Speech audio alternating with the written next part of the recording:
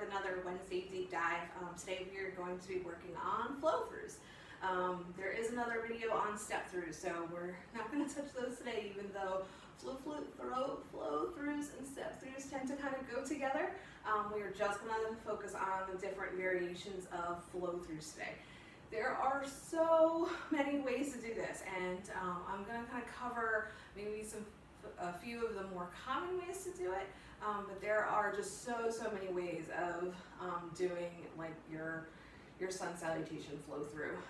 So many options, and you can also skip it too. Nobody says you have to do it either.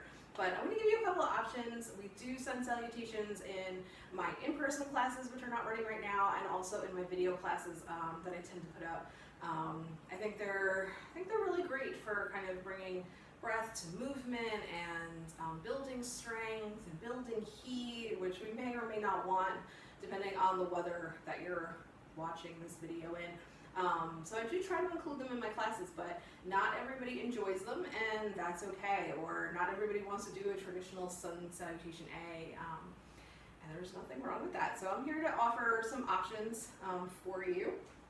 And so we're just going to focus on the traditional plank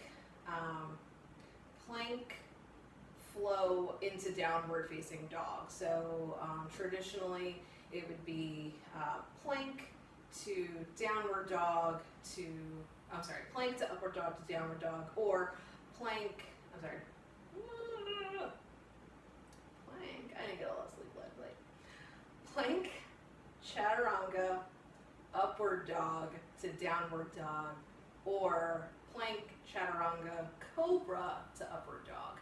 So that's your like general flow, what you would consider a flow through. So we're just going to focus on that part. We're not going to focus on the rest of it. So lots of planks in this video. So I also have some props here. I've got blocks and I've got a bolster. You can also, if you think that you're going to be going on your knees a lot, you can also use a blanket if you need some extra padding on your knees. So to start, when you're coming into, you will usually be cued, unless you're like a real traditional like Ashtanga class where they take the plank out and you just go from your forward fold into chaturanga. I don't do that. I need a plank in between there, and I'm kind of assuming that if you're watching my videos, you also need a plank in there. So when I talk about traditional, I mean kind of like the new traditional, not the traditional Ashtanga traditional. And if you want more information on that, I can find you places to give you more information on that, but I'm not going to be your teacher to go from forward fold to chaturanga. It's not going to happen. So, you'll usually be cued to go from a forward fold into a plank. So you're in your,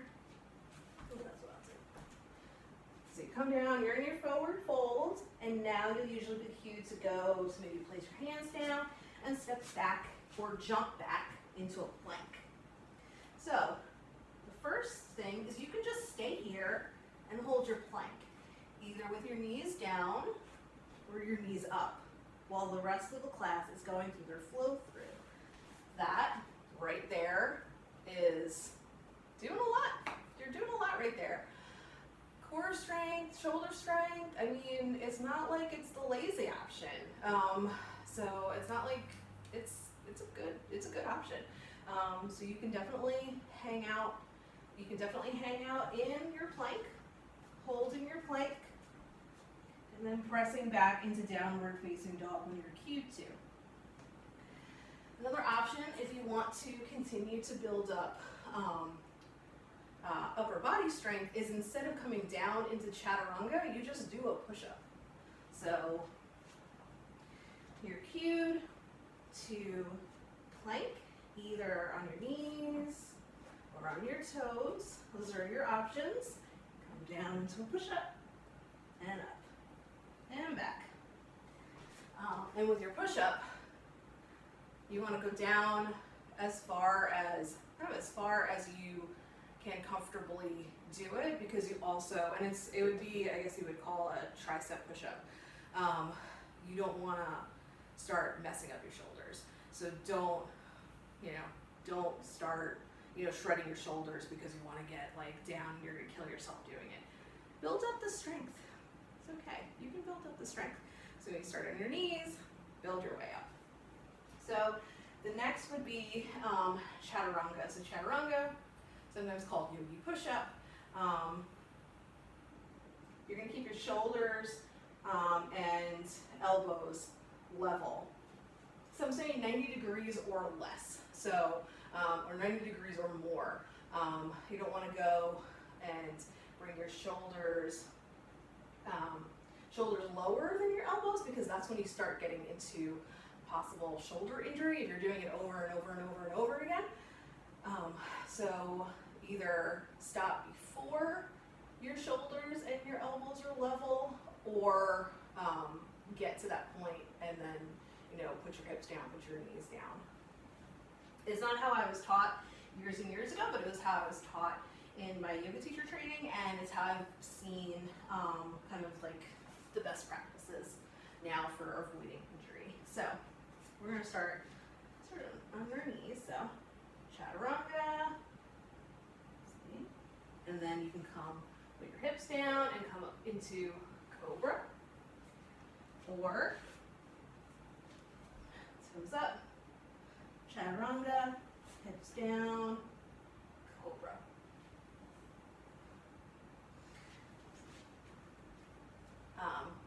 And then the most, I guess, advanced would be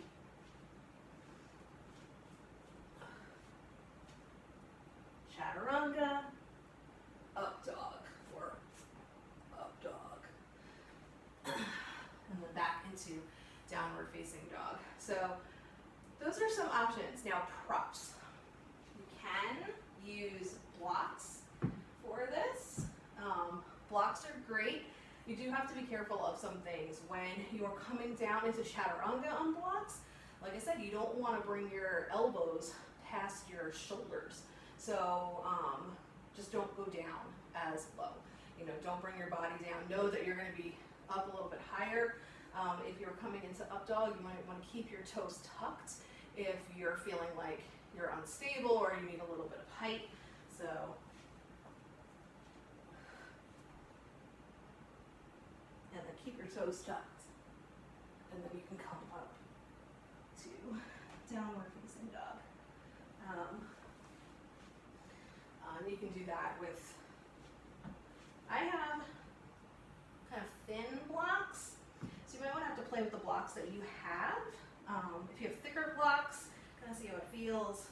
Knees down, chaturanga, and then cobra.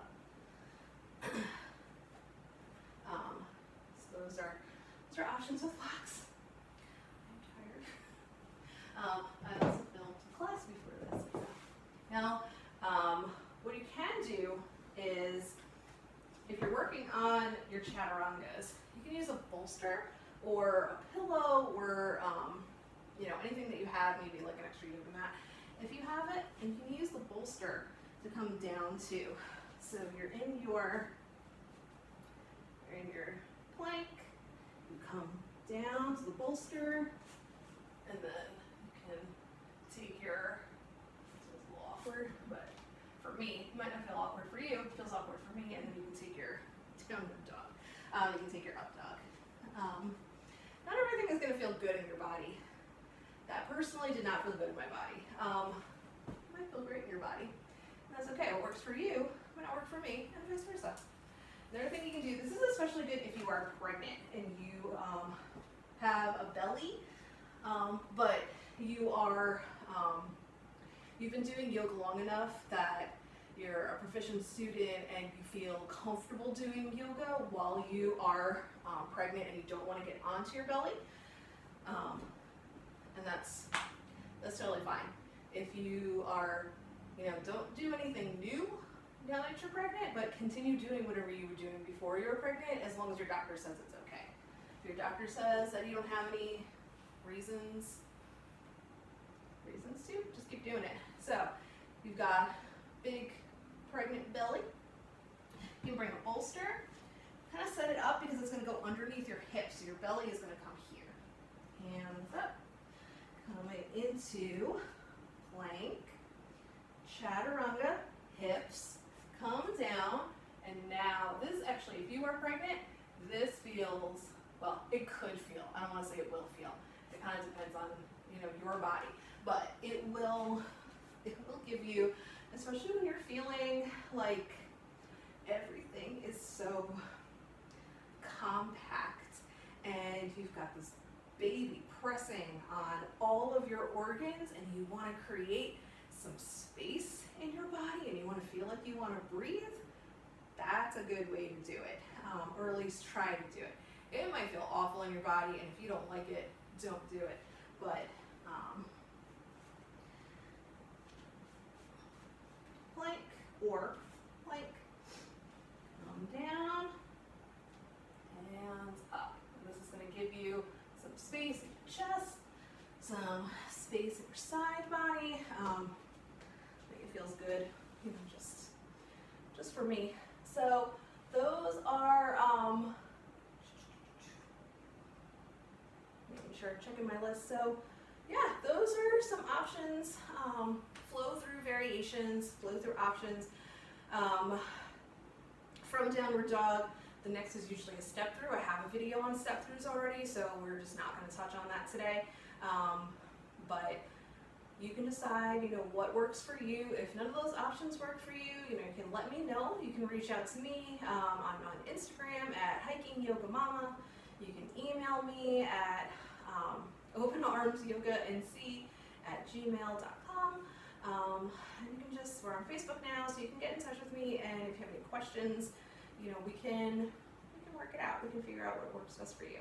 So hopefully some of those ideas helped. You can test them out. Definitely try to test them out, see what you like before you watch Friday's video, and just, you know, make this practice your own, and do whatever flow through feels good in your body, and whatever, you know, just whatever feels right in your body. That's all that matters at the end of the day. If you want to skip sun salutations completely and do something different, that's okay too. Yeah, that's it. So sorry, my cat isn't here. I'm here at Clayton Family Massage. I just filmed Friday's video, so that's why I'm a little bit tired. It's gonna be a good one, but yeah, my cat isn't here today. Maybe another video that I film on Wednesdays. But thank you so much.